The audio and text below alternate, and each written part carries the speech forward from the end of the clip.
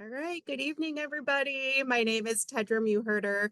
I'm an online student success specialist for NIU. I work primarily with our MSDM students. We're super excited to have you join us here today for this wonderful, unique opportunity to kind of get insight or a peek into our online digital marketing program, one of the most popular courses AI and marketing. So we're excited to get you started with that. A couple of housekeeping things is that please raise your hand if you have a question. We're happy to get to you as soon as possible.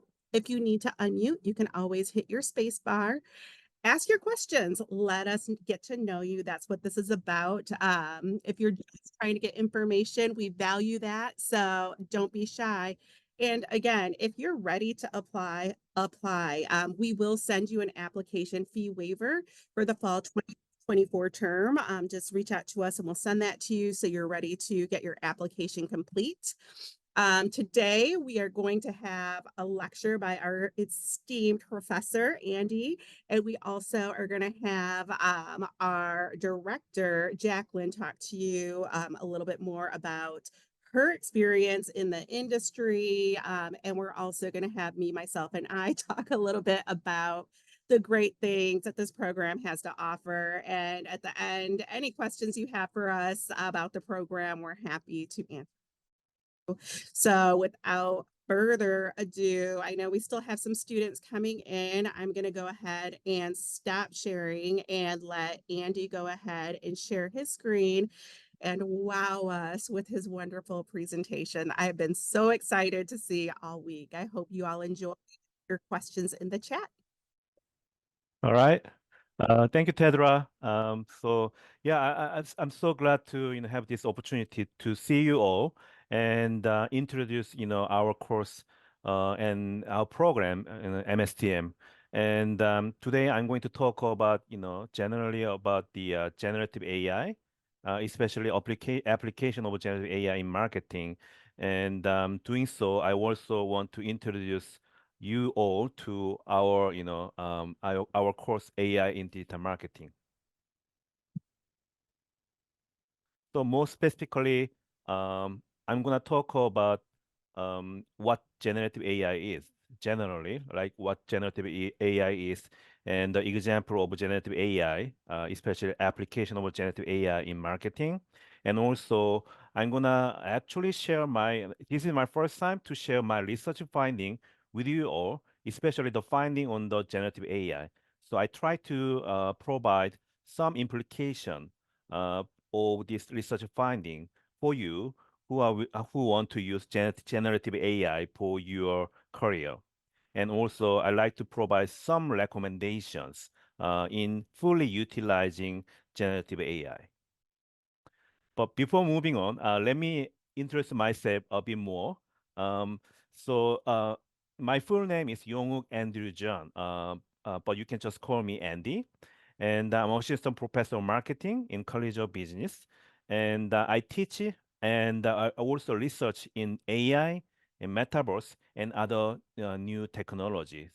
And thanks to this course, AI in Digital Marketing, that I'm teaching in MSTM program, I was fortunate to be the winner of numerous awards, including 2023 MSTM Golden Apple Award and also 2023 American Marketing Association runner-up for the innovation in teaching AI in marketing.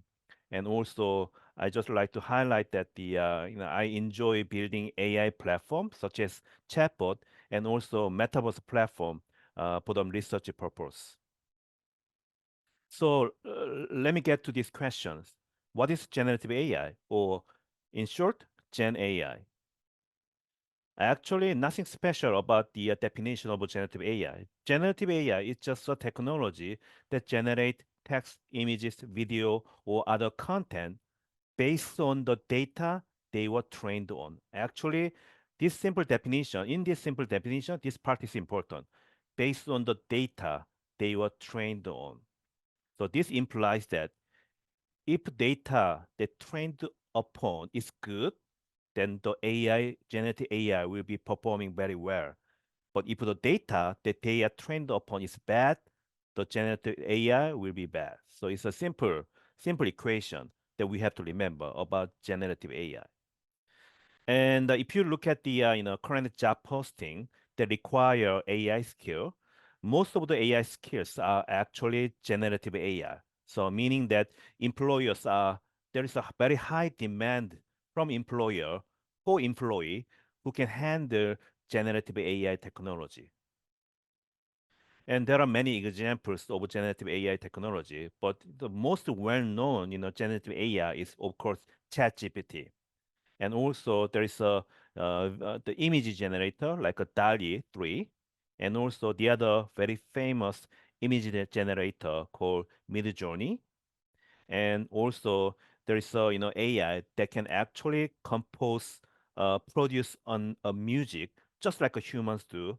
And one of the example of this music composer AI is Iva. And most importantly, this is a latest breakthrough of the generative AI technology from OpenAI, the creator of ChatGPT. And let me just show you this video.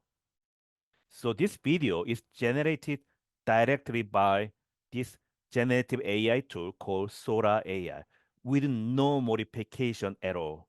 So let's just watch it.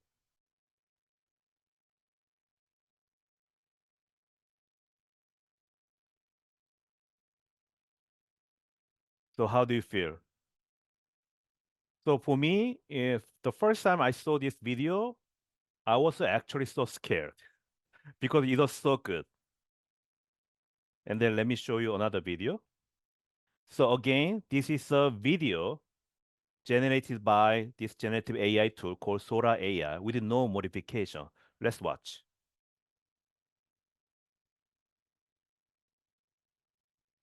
Okay, this is very complicated visual actually, but it was generated by this, Sora AI.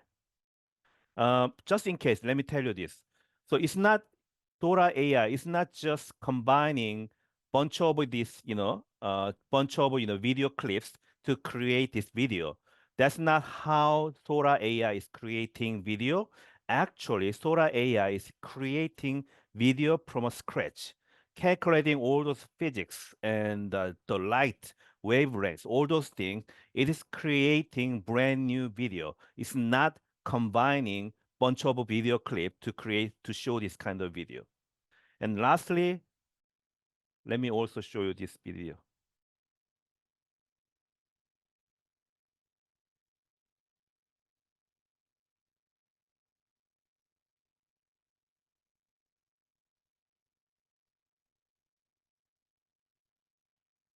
So what do you think? I mean, so by now, do you think that the AI is creative creative enough so that it can actually it can be called as a creator, just like a human creator, just like we call human artists, can we call AI artists? In other words, is AI creativity a real thing? According to data, many survey and the data, it is real thing. So for example, some survey find that the AI has become an enabler of creativity, meaning that AI is believed to boost human creativity because AI is providing something novel, something new, and helping human to achieve higher level of creativity. And also, do you know like this test, Torrance test of creative thinking? So TTCT. So this test is just for student to test whether this student is really creative thinker. And then the data found that AI showed that the AI generated responses was in the top 1% for originality, outperforming the majority of the college student. So I don't know. I mean, yeah, how much should we trust this result? But the data suggests that AI, at least based on certain criterion, AI can be regarded as really creative. But again, scholar like me is not just settling down on one fact. We further investigate into whether that is really the case. So actually, what I did is that I asked this research question: how much does generative AI boost human creativity to make more creative art or more creative content? There are many ways to answer this question, but I choose to analyze AI generated images using some AI tool and then find out whether AI generated images are showing some level of creativity.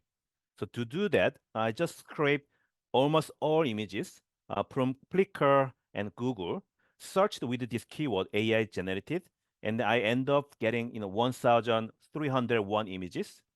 And also, I use these four major AI application for this analysis, including visual theme analysis and facial expression analysis, and some natural language processing tool and some Python coding. Again, I analyzed all these images, 1,301 images, AI generated images. Not manually, like using AI tool. You cannot analyze all these images for several days. It take forever to analyze this many images. But I use some AI tool to analyze these images. And here is my finding. So my first question was how diverse it is, how diverse those visual information are. How many? I mean, the question here is that can you find the diversity of the images created by AI? So let me show you first these results. Um, so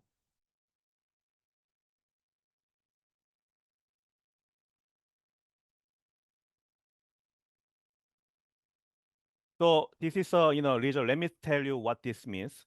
So if you see circle, each circle just each circle is showing a group of image topics. Like as you can see, this circle is a group of images that contain the theme of travel, outdoor, water, sky, nature. So in these images, they include those visual themes. And here also it includes like a woman, girl, and glamour, model, and beautiful, and etc. What is the biggest takeaway that you can get is that if you see a lot of circle, that in somehow indicate the diversity. But if those circles are too close to each other, that means that there are not much diversity. Again, if there are many circles that are distant from each other, that means that there are diverse topics. But as you can see, there are only one, two, somehow three, four. Only 3 to 4 types of images from the data set of AI created images. In conclusion, there is a lack of diversity. Let me tell you more about this in detail. So I actually did some cloud analysis. So there are 3 major topics of those AI generated images. And the first topic is female. So as you can see, there are many female related visual that we can find from AI generated images. But the most prominent visual topic is girl, glamour, sexy, and woman. In other words, there's a lot of nudity, women, and female images, as you can see. This is one example that is included in the data set. So in conclusion, about 50% of all images contain female figure. 50%. It's a lot. It's a lot of number. And then the second, yes, there is a lot of man images, but interestingly, when there is a man in the AI generated images, it's most about face. In other words, while female images are often depicted with their entire body, males are depicted with only their faces. So now we can guess who used generative AI to create images. And then the third topic is, outdoor. So there are a lot of images that contain those outdoor themes, like these images. So in terms of visual topic, there are severely lack of diversity. So we cannot say that generative AI is really boosting like a creativity. if we define creativity in terms of diversity, generative AI seems to be not really helping us to boost diversity. And we're gonna talk about why, but let me move on. And also I analyzed the facial expression of all those images that contain faces. And as you can see, most faces are neutral or sad. But surprisingly, there are not many sad, not many happy images. There's mostly neutral, sad, somehow some angry. So again, here the same here. In terms of emotional expression, there's a lack of diversity. Again, I mean, I don't see, I don't see that there is evidence telling us that actually AI generated images are not diverse and not really creative. And there's a problem with this kind of thing. The problem here is that, again, I mean, we talk about what generative AI is. Generative AI is the AI technology that generate content based on the data the AI was trained upon. Based on the data the AI was trained upon. The problem here is that, for example, computer scientists go to the internet and scrape all those data and then use those scraped data to train new, better AI model. But what if the internet is flooded with AI generated content and AI is trained with this like AI generated content themselves? If the internet is flooded with all those AI generated content, and then computer scientists gather this data, and then they train new AI model with this actually AI generated data, then what would happen? And what will happen is something called model collapse phenomenon. And what it just means that AI is just basically getting dumber and dumber and dumber when it is trained upon its own created data. Media collapse phenomenon. That's what we can expect.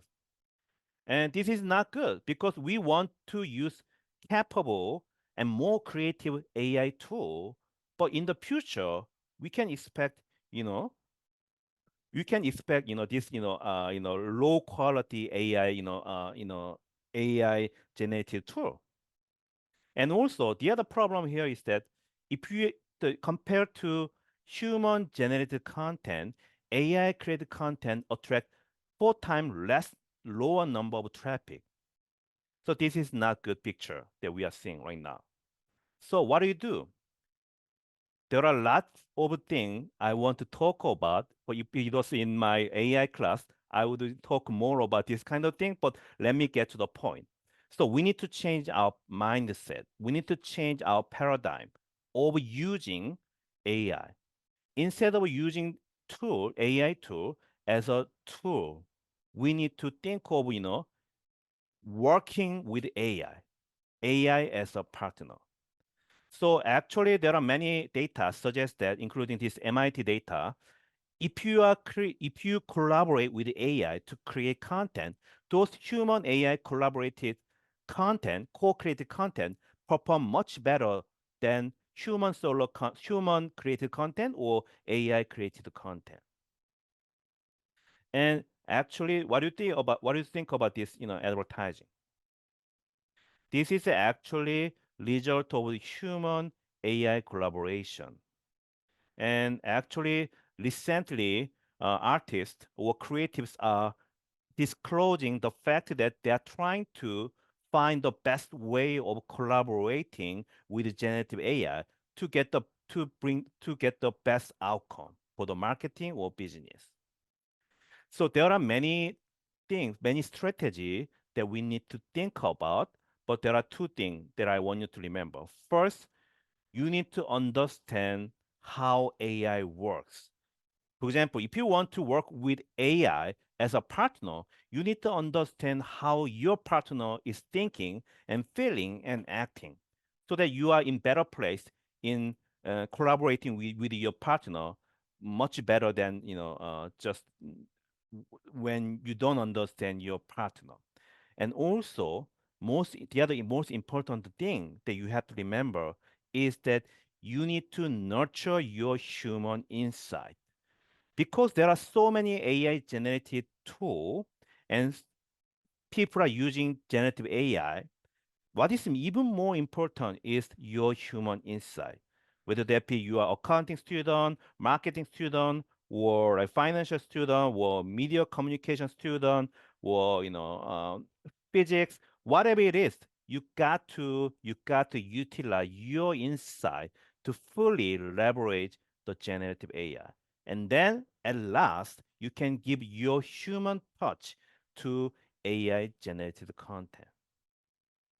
So in those research finding, all those research findings are actually so I only use all those AI tools that I'm teaching in this AI in digital marketing course. It is MKTG 362 AI in digital marketing courses. So in my class in this AI course, students learn all those tools that I use for this research. So I hope that you can join us and then also enjoy learning these new AI skills to enhance your career. That's it. Any question, please let me know. That was fantastic. I could audit your course and learn more. It's so great. It's such great information. I'm going to pause for a second and see if there are any questions. You can feel free to unmute yourself for any questions or put them in the chat. Oh, Jaclyn put in the chat, how have you used AI? Is there a platform that you find helpful? How have you? I mean, you mean question for me? Is that question for me? It was a question for everyone in our Yeah, audience. got it. But, Yeah, that's really good question though. Yeah. yeah, curious to see how many people here in our webinar have used it and what platforms they've used, because there's a lot of helpful information you just shared, but on top of that, putting into the scope of how we're using it in everyday life. One tool that comes to mind for me is Grammarly. It's kind of an overlooked AI tool, but that's definitely AI. Yes, definitely. I'm a big fan of Grammarly myself, doing a lot of content writing. Absolutely. Okay. So Jennifer says that she used ChatGPT and the image generator in Adobe. So yeah, those are two popular tool, and also ChatGPT, Canva as well. So it's like I would say that as the student says, AI is, as also Jaclyn says, AI is just everywhere. So it's not like, oh, you go to certain place and they get the AI tool. It's not like that. Everything, every platform, every software you are using, they are using AI to some extent or to great extent. So definitely, there are a lot of AI tools. But one tip that I can give you is that when you're using ChatGPT, so ChatGPT is like if I use metaphor, ChatGPT is almost like a high school student. That means that it is high school student, meaning that they learn almost everything. They learn social science, they learn like a natural science, all those things, but they don't specialize in certain thing. Instead of using ChatGPT like a Grammarly, you can find some ChatGPT powered specialized AI tool for better performance. So that's one thing that you can do. Yeah. Yeah, I see a lot of different platforms coming here. Canva seems to be a popular one. Canva is another one I use a lot. I feel like Canva is a marketer's best friend. Videos, images, and their AI tools are just really impressive. I would say most of the time works. I remember in my previous role, it was kind of before generative AI got really big. We were using an AI tool for content, and I'm not going to name the one, but we put in some of the keywords we wanted it to write a full-length article about, and it spit out kind of this like murder mystery horror story that was nowhere near the content we needed to produce. So knowing where it started and knowing how far it's come now is really impressive, and it's a really great place to be kind of the forefront of digital marketing and being able to see these changes in real life. And being able to see how AI has adapted to our needs as marketers. Jennifer McBride had a great question on here. She says, when you spoke about good data going in, with all of the data available, what's the best data to focus on as a marketer? And also any tools would you recommend to collate all the data, social, web, etc.? That's a pretty hefty question there. That's a great question. Yeah. It's a really sharp question. So, one thing for sure is that it's got to be human generated data, as we already talked about. And, if we understand how ChatGPT was built on, we can understand what could be the best data. So ChatGPT was built upon, of course, like a gigantic, unbearably huge amount of data that is coming from human written books and human written blog article, conversation, and etc. etc. Gigantic amount of human generated data.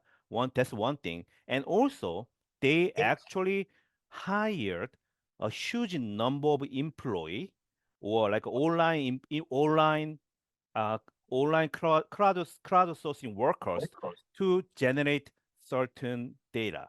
For example, the simple thing, for example, if you want to train AI to, for example, classify some marketing messages into something that will bring up high revenue or something that will end up low revenue, you need to hire human to actually first generate the data for training.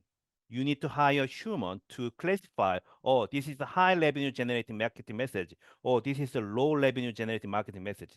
So you need to hire people to actually generate the data, which is really ironic because, that just means that we need to, actually exploit, humans to generate data for AI. So, but that's the one way that companies are generating producing data. So all in all, you need to have high quality human data. And the second question is regarding to the data cleaning. So there are many techniques to clean the data.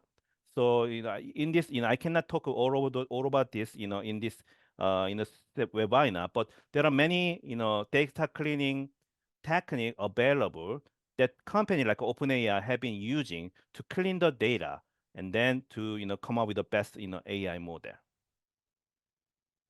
Awesome. Those are great questions, y'all. Yeah. Anybody Very else sharp have question. any questions? I see one new message in here. Oh, Jennifer says, thank you. Awesome.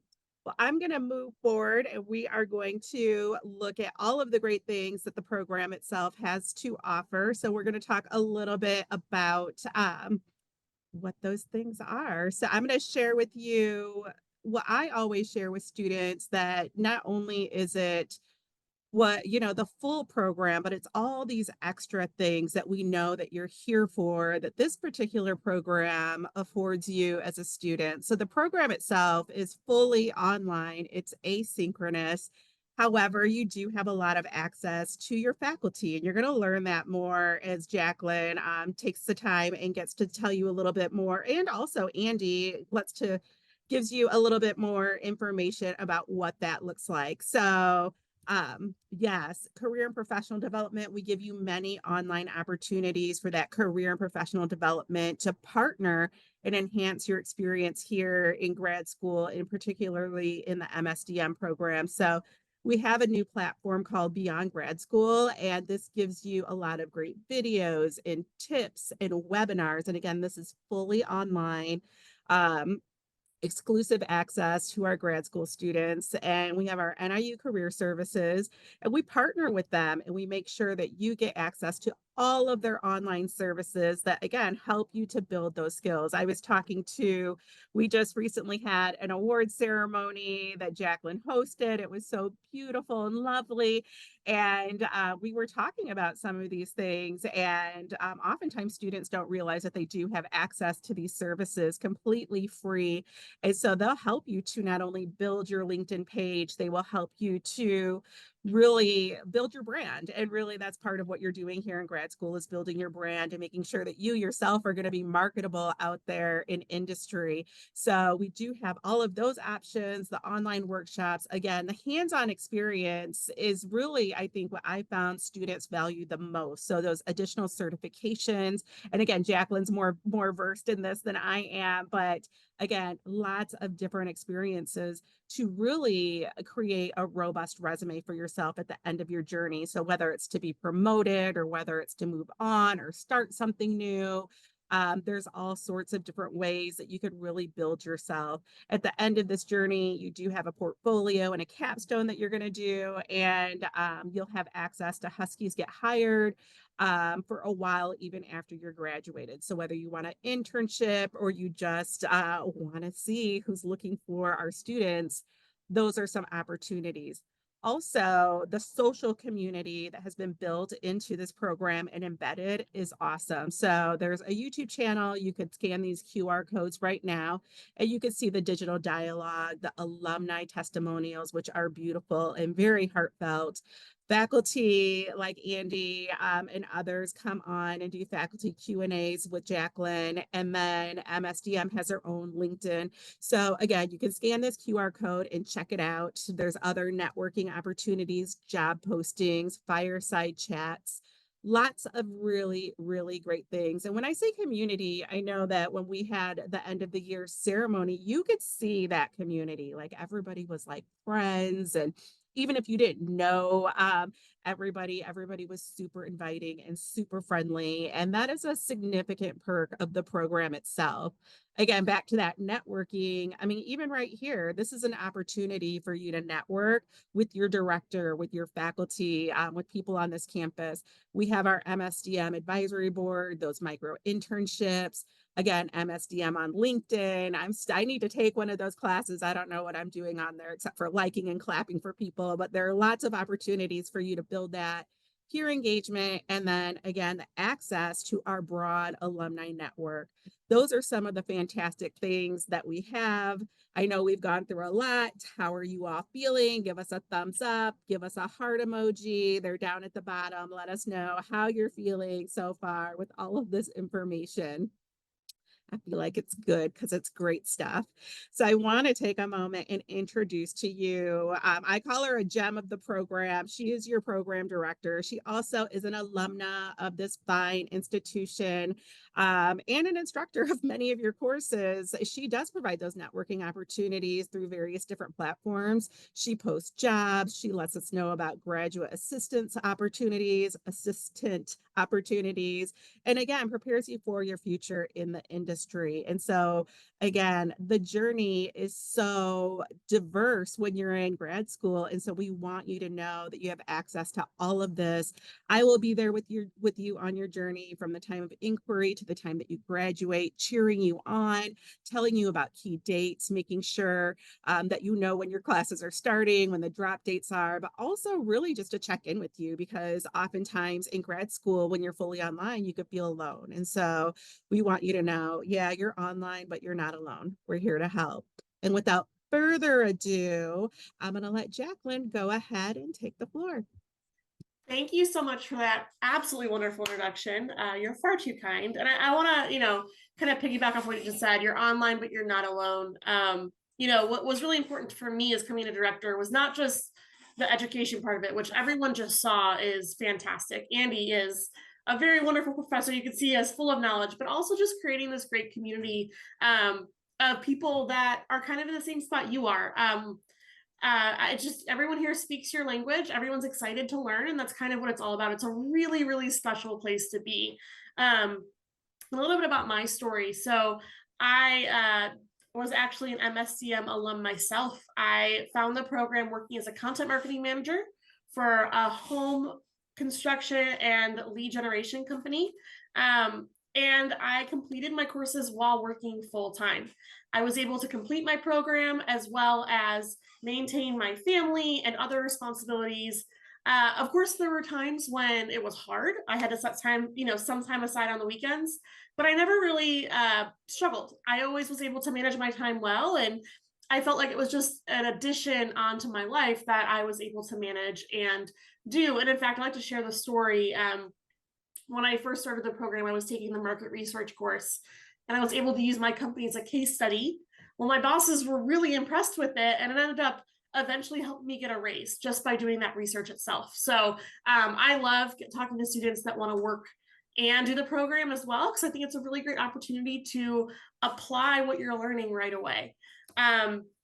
So I graduated from the program in 2021, and NIU just couldn't keep me away. I came back in 2022 as the program director, and since then it's just been a really great time. This community is really special. I am in people's inboxes all the time, checking in, seeing how they're doing, seeing more about how I can help you on your journey. I think maybe it's because I think everyone's supportive, but maybe because I'm an alum and I'm like, all right, how can I support you as I'm seeing you take your next steps? Because I know I had that support there from you, and I really want to give it back. It's just a great community of curiosity and lifelong learning. I think one of the reasons I wanted to teach in this program is I love digital marketing. My specialization is in SEO and content marketing, and man, I could just talk about it for hours. I actually have the privilege to teach both of those classes, so it's a really great time. I really enjoy it. And our program's designed to be a really great foundation so you can continue that lifelong learning. A lot of digital marketing, I mean, Andy just went through it. We talked about it. AI is changing the game. Digital marketing is something new almost every day, especially coming from an SEO background. What is in Google one day can totally change the next. So our goal is to give you a really well-rounded foundation in all aspects of digital marketing so you can decide what you want to pursue and be able to keep up with how things change over the years. Digital marketing isn't for those that don't like to change. We are excited to be here, and we're excited to see what's ahead for this industry. I think Tedra had a stat on there that the industry is growing, and it's growing fast, and things change fast. So it's an exciting place to be. If you're here thinking about a career change, man, I cannot tell you enough how great of an industry this is. It's just unique. It's fun. Always keeps you on your toes. And I just really enjoy it. So I love to answer any of your questions you have about the program right now. Again, as an alum or as a director, now's your time to ask. While you are thinking of the question, just one thing I want to add is that, this MSN program is really hands-on. As Jaclyn explained, you not just came here and just learning some theory and then do some reading. We're not doing that. We are actually, asking you to earn some actual practical skills. Yes. And then I actually hear from my, former student saying that, I learned this AI tool and then I just proposed this tool to my boss, and my boss loved it, and now we are using it. So that's something that we are expecting. So yeah, so this is really hands-on, course. Yeah, absolutely. I know we do a lot of getting certifications in the program and trying out different tools that you use on the job. Ahrefs is an example of one that I incorporate in my classes. Usually that tool is pretty expensive, but with NIU, we're able to use that tool for free. And I'm really grateful because it's a really great SEO program. Awesome. I love it. Melinda posted, how many classes would you recommend someone take who has a family and works full-time? Very common, Melinda. Very common. Yeah, that is an easy one for me to answer because that was my situation as well. So I took one class at a time. Our semesters are 16 weeks long, and our classes are broken up into 8 or 5 week chunks. And Tedra will walk through, once you get into the program, we'll walk through a great course schedule. I did one class at a time. I think I had one class overlap by 2 weeks. And they were stressful 2 weeks, but I did it. And it was really easy to do that. Not easy. It was challenging in its own way, but I did it. My family didn't suffer. I didn't suffer. There were no 3 a.m. late nights. That's for undergrads. We have to get our sleep as graduate students and as people who work full-time with a family. So my goal, especially for you all juggling different things, is to make sure there's no 3 a.m. nights. Yes. Yes. I love it. Also, are most classes asynchronous? All classes are asynchronous. That's the best part. You can create your own flexible schedule. I would say most classes, that we work in modules, and you get a new module every week. So most professors have their assignments due between Friday and Sunday. It depends on the professor. My assignments are due on Fridays in my classes, just so you can start fresh on Saturday with some new material. One thing to So add I is that need- although it's asynchronous, whenever you need to have a meeting with me online, we are all flexible and we are Yeah. all open to any meeting. So it's asynchronous, but it's kind of also synchronous at some to some extent. So yeah. Yeah, and the extent of like, if you need us, we're here. We're not just on your screen with videos when you need it. We are here. We are active. Yes. I check my email all the time. I know I have office hours every Thursday for my students. If they have a question or just want to say hi, they can pop on in, but it's not required by any means. Awesome. The questions are coming in and I love your Great. participation. Thank you, everybody. From Jennifer McBride, how long does it take to complete the program if we follow that path? Yeah, so the minimum path you can take is about 18 months, and that includes summer classes. I'd say maximum, I did the 2-year program. I also took off a summer because I had some things going on in my life. So I would say, depending on how you want to separate your classes, anywhere between 18 months and 2 years. Awesome. And then Alexa has, with this degree, what roles within the job market are in demand? Great question. And what roles do most graduates go into after going through this program? Yeah, Tedra, you might even have some more information here too with beyond graduate school and everything. I think there's a lot of facets of digital marketing. So that's a tricky one to answer because there's so many different areas you can go into. I see a lot of people going into management or director roles, sometimes even within their segmented areas. So one of the classes in one of my capstone classes I teach, we talk about the T-shaped marketer, right? So you talk about the skill or the kind of the skill set that you have, the different skills that make up that. So I see a lot of students going into content marketing, digital advertising, and kind of a digital marketing manager as an overall once they graduate from the program. Awesome. I'm going to drop my email again. And if you want specific data, let me know. I can pull that for you. And again, that's what we want to do. We want you to feel confident in your decision. And of course, Christopher, everybody wants to feel comfortable, safe, like they're making the best decision when they're going into grad school. And at the end of it, there's a market for that degree. And so again, when we talk about the networking, the hands-on experiences, all of that is just really setting you up for success at the end of this journey. So again, I can't say this more, you're online, you're not alone. We're here, just use the resources, reach out. I mean, I'll be reaching out a lot to you, but use those resources because we want to make sure that whatever your goal, which is super personal, is going to be met. Yeah, and we have people that come in from all different walks of life. I think even this last graduate, they just graduated on Friday. So congratulations to our class of 2024. But even this graduating class, we had people fresh out of college all the way through to this was going to be a job for them kind of post-retirement. So they were in their 50s or 60s. We have people all across the country.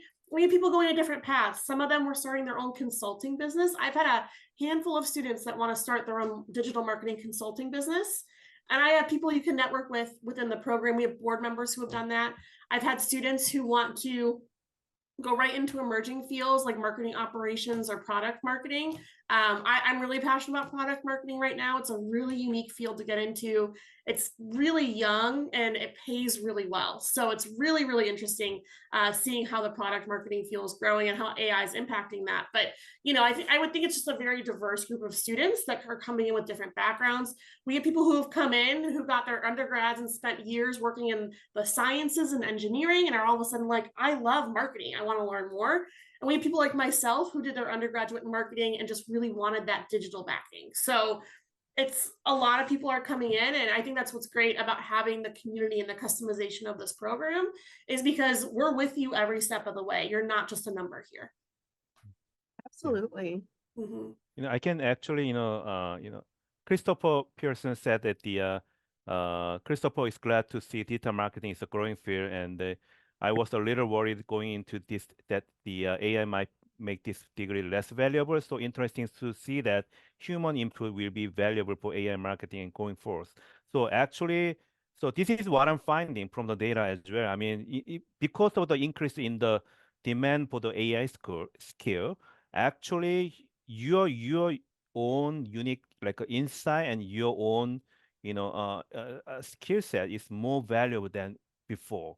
And also, in addition to all those, career that you can follow after graduation, I mean, if you want to run your own business, this kind of digital marketing skill, especially AI skill, is essential because, you don't have to hire, although, you don't have to hire very expensive copy editor or copywriter, all those things. Actually, you can, if you understand how to utilize AI tools to replace all those things, then you can actually run your own business without hiring too many expensive employee. So, that's the one thing. So again, because of the presence of AI, developing your human insight, your human skill is much more valuable. This is not just for me, not just me saying this. Actually, many people are now finding that yes, your skill set, your own human skill set is even more valuable than before. Yeah.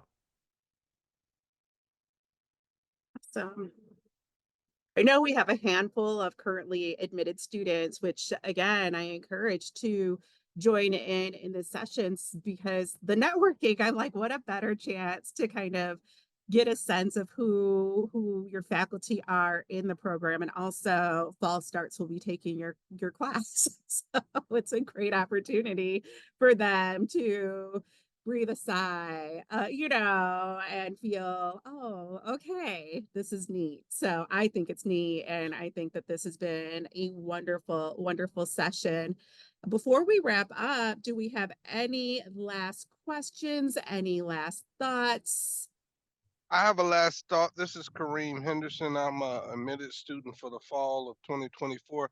I just want to say that it's very encouraging to hear the non-traditional student being able to be embraced, who has a family, is working, and have on their way forward within the program and having so much support. So I just want to commend you all on really making me feel welcome and the other students feel welcome into this program. Thank you.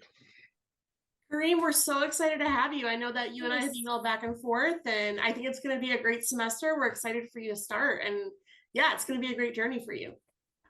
Yeah, looking Thanks forward to so seeing you. much. Yeah. And I want to add for any of our new starts here, at the first week of our semester, we have the MSDM fall kickoff where you can hear from some alums from the program, from some faculty, from our board, and just really get to know kind of the ins and outs of the program. And this is we do this special for our fall students. So I believe it's the first week of classes we'll do it. It's the same time every night. I think it's from 5 to 6 CST, Monday through Thursday that week. So it's a pretty exciting time, just, a little bit more casual, but we get to know each other really well. How fun. And for those of you who have not yet applied, there's no time like the present. I know it's scary to apply for grad school. I know I waited and waited and contemplated. And once I did it, I was so happy. It's so much fun to really just focus on an area that you're interested in. I found grad school to be so much different than undergrad, in that I really loved it because your gen eds are out of the way. But yes, it is a special time. There's no time like right now to apply. The application deadline is July 15th. Is that correct, Jaclyn? And for those of you applying in the fall, email us, email me, and I'll get that to Jaclyn so we can get you that fee waiver. Yeah, that waiver is awesome. It definitely helps save up money up front right away. All right, everybody. Well, thank you for joining us. Don't be shy. Reach out and go Huskies. Have a great night. Thank you, everyone. everyone.